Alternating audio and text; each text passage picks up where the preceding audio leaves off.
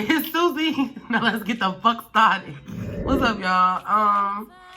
I ain't really done nothing. I had to get this wig on my head, so yes, and we're gonna talk about it because she's at the end of her day, and we will have a special moment for her. So I'm gonna go ahead and throw this up, actually, just for right now, and we're gonna start with the foundation. So our talk today is going to be on how to progress the Black family.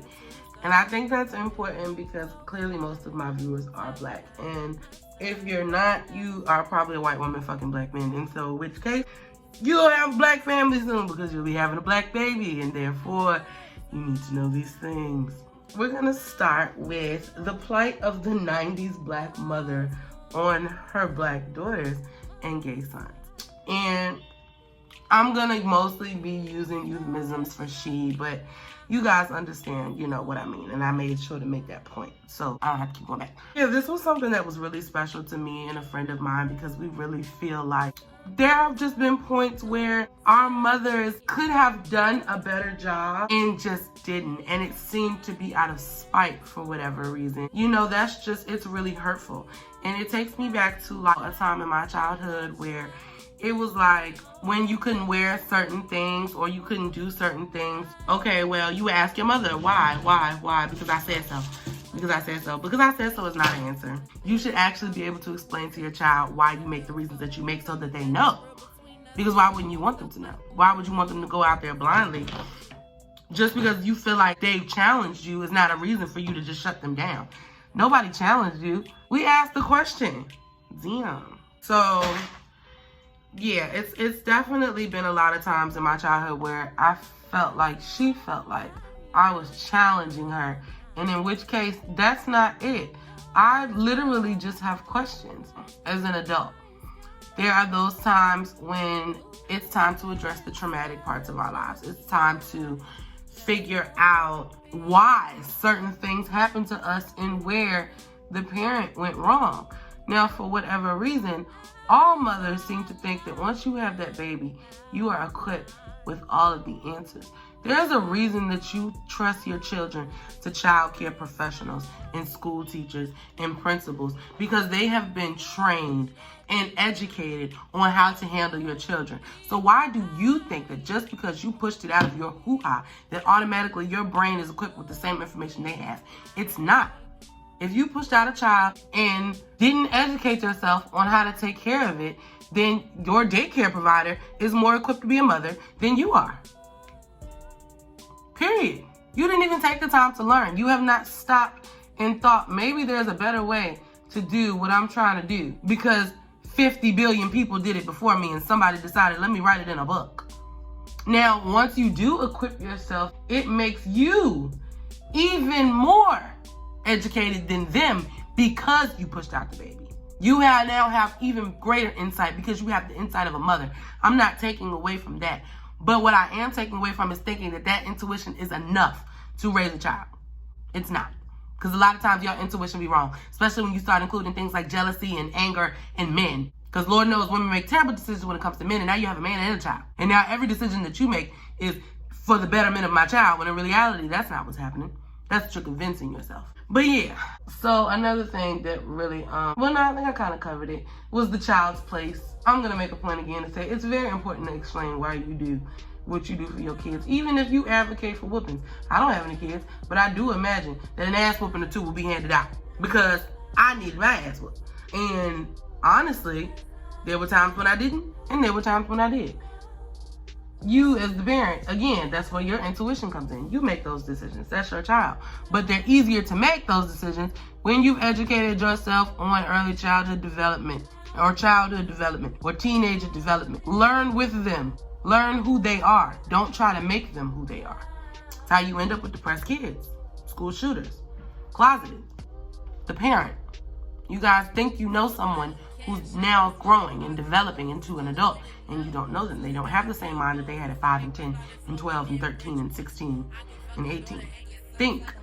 Just think. Just think. Well, third thing. Were we really raised?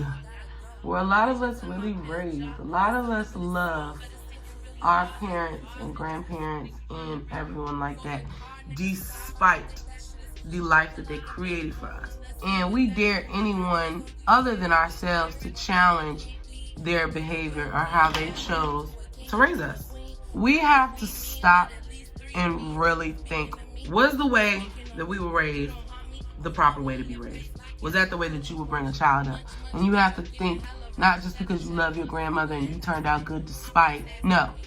Is this how you think you should go into taking care of a child?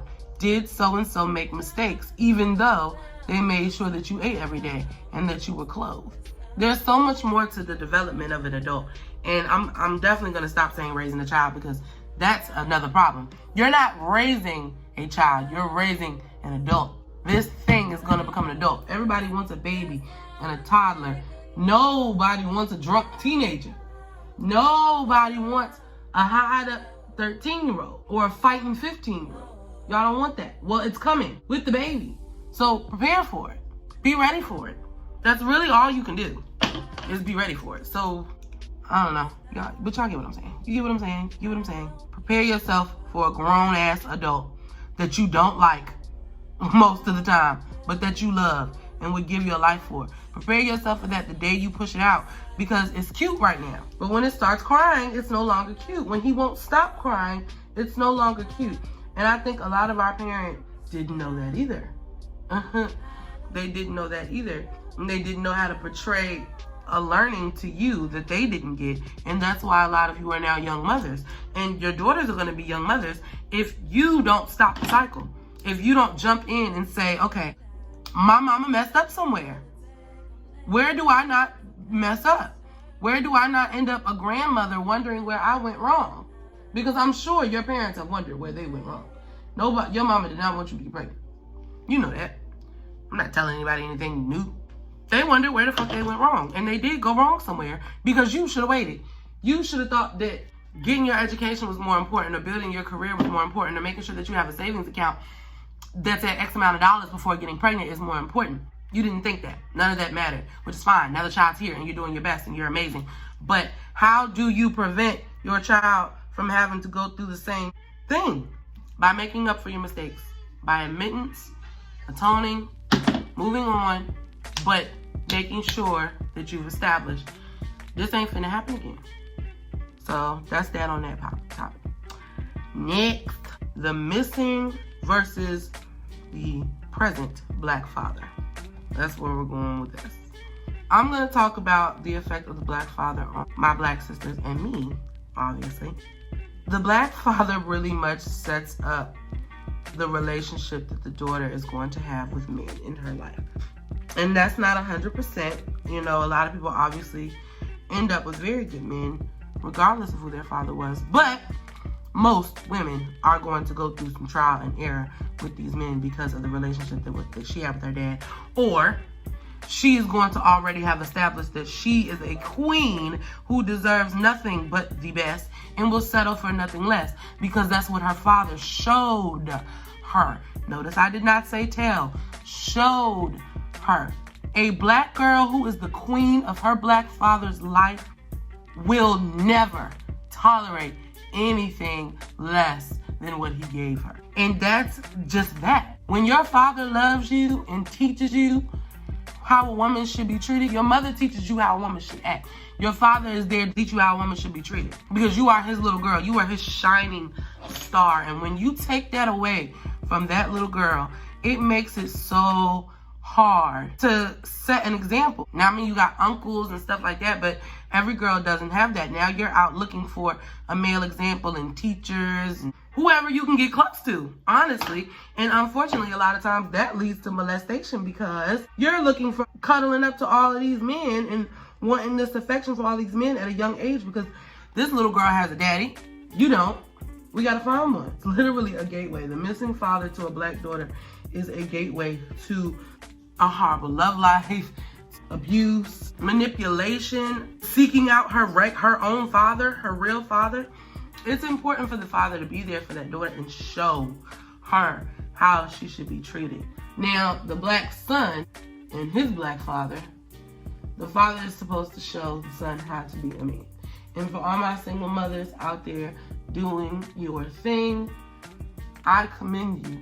But I also suggest that If your son is playing sports or in the Boys and Girls Club, or, you know, has a good friend who has a good father, that, or an uncle or whoever, make sure that your son has a good male role model in his life somewhere, because a man is the only thing that can teach a man how to be a man.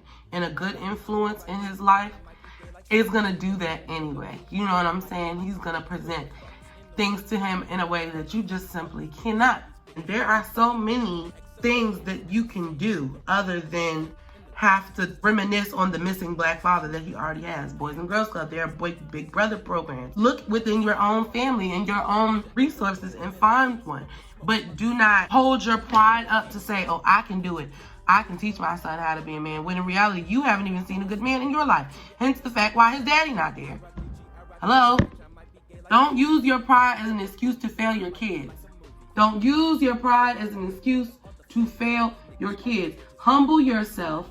Understand that there is probably something that someone else somewhere can be giving him along with what you're giving him to make him even better, to give him a better understanding. That's what therapy is for. There are resources to help parents who cannot give that full package, because a healthy family is unbeatable. Two healthy parents in a healthy household with healthy finances, with healthy food, with healthy children, and a healthy educational system cannot be beat. We can all strive to be the best that we can despite our circumstances, but do not let your pride get in the way of the fact that you have to make up for those absences within that child's life. And it can be done if you humble yourself and look at your resources. And I really, really stress this with the black fathers and the black sons, because it just, a man can't teach your daughter how to be a woman. And if I say that, then y'all understand it. Then if I say it like that, then there's less pride in it, because it's a statement that's enhancing you. But when I say that a black father is the only thing that can raise a black son, now you're on the go. Now you're on the fence because of the stigma of how much that single black mother has to do. You don't have to do all of that. You can share the load. Learn to trust, learn to explore your resources, and share the load. Anything less than that is you making shit harder on you and your child, and that's unfair. I told y'all I'd go off on a tangent in a minute, honey. Fathers who are absent versus mothers who just won't let them love. And I know my sisters feel like I be eating y'all up sometimes, and I really don't be meaning to. We stand in our own way. I really think and believe that we stand in our own way more than anything. And if we can back up, humble ourselves, and think on a different scale from the outside of our bodies, we can rule this entire world. Our words will hold more merit because we are not in an emotional state. We are very often in a traumatized emotional state for good reason. And we have to fix that. So I'm not just trying to dig in your ass. But yeah. So, okay, it's very apparent when a father doesn't want to be there. You know what I'm saying? It's he's not there. He ain't doing shit. We know that. We know what that looks like. We know all too well what it looks like. Now, there are in-betweens. I want you to think of perfectly married family, the load that the mother and the father share. And just, you can go back to sitcom, TV, however you, real life, however you want to look at it. The mother takes care of the kids. She raises the kids. The father, he goes to work. He comes home. You know, he plays with his kids. He loves his family. But ultimately, that the mother, you know, she knows what to do with the kids. She sends him to do the disciplining, and then that day comes where she leaves him with the kids, and all he knows how to make is noodles and cereal, and it's cute and it's fun because it's family, and you know what I'm saying? Okay, well, that shit ain't so cute no more when you're not with your baby daddy. All of those little cute mistakes that the husbands make and stuff because they're not good with kids and all that goes out the window because y'all are not attracted to that man anymore, or he's hurt you. All men do the same thing. If that man loved you to the death and wanted to stay with you for the rest of your life, there are still going to be times where he won't get up and do this for the kids or get the kids ready, or your baby's going to be crying at 3 o'clock in the morning and you're still going to be the one to get up, because that's how men and men work. The husband, a good man, is always going to put in his load, but the mother is always going to do more because you are the mother. You are the nurturer. He is the provider. Them niggas are just clueless. To put it blankly, men are a little slow. All of them. So you can't acquit for that just because you're not emotionally involved with him anymore. You can't acquit for the fact that you can't afford school clothes. So you go ask him for it, and he tells you he can't afford them either. And now you're biting his head off when you don't even have the money for it. So why are you mad at him? Because he paid his child support payment this month. But you mad about something that you can't even afford. Or you can't pick the kids up from something and you call him and he's at work, or he tells you I can't do it either. Well, you couldn't do it. You have to put yourself on the same level. And this is, again, for men that do take care of their kids, who do see their children and actually spend time with their children and pay their child support payments and do what they're supposed to do. You have to hold yourself to the same credit as they do when it comes to that extra shit.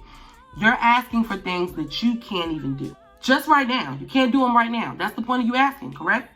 So when they tell you no, go find a grandparent or somebody else and stop getting upset because you're no longer intimately with that man. You would not be upset if you were intimately involved with that man. You would roll your eyes and move on, because that's what love is. Okay, well, have some love for your family, the father of your children, because now y'all are family. But that's all I'm going to say. And for those fathers that are absent, y'all going to eat me alive. I'm going to make a point. I'm going to be done. A child never remembers the money. A child remembers the time, or the lack thereof. A child is going to grow into an adult and eventually ask both of you what was going on. And what neither of you are going to say is, I told him if he can't provide for you, then he can't see you. If he can't pay this child support, or if he can't hold this schedule, or I told him he can't just pop up, they're not going to understand anything. They're going to say, so he showed up and you turned him away. Even if it's 5 minutes, even if he can only offer once a month, which is shit. It's absolute shit. But it's not for him. It's for your child.